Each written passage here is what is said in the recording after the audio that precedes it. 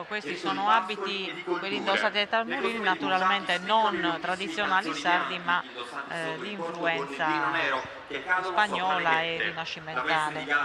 Comprende un fazzoletto a fiorami che si stringe il capelli. Infatti vedo lì il colore giallo e rosso che ricorda un po'. Qui però le immagini già ci inquadrano Busacchi, che è Sì. un centro favoloso per la cultura tradizionale, per la coltivazione del lino, per la tessitura. Sfilano con il gruppo Folco Busacchi Bella Mia.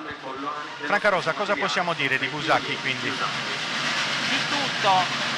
Vai. Io sono assordata dai tamburini, quindi Non ti preoccupare, so. i microfoni non... Esatto, allora l'abito di Busacchi che abbiamo visto è frutto di anni e anni di mantenimento di tradizione. Le busacchesi di una certa età continuano a indossarlo nelle varianti semplificate. Sì, vedo delle per varianti occasioni anche nei festive. colori, Franca Rosa, Esatto, vedo il ci verde. sono moltissime varianti. Quello che adesso vediamo inquadrato è l'abito di gala, questo con il velo di pizzo sovrapposto a un fazzoletto avvolto intorno al capo come una cuffia, ma abbiamo i giornalieri, diciamo così, ma con i grembiuli di lino ricamati a mano con grandi inserti, e adesso già abbiamo Cabras.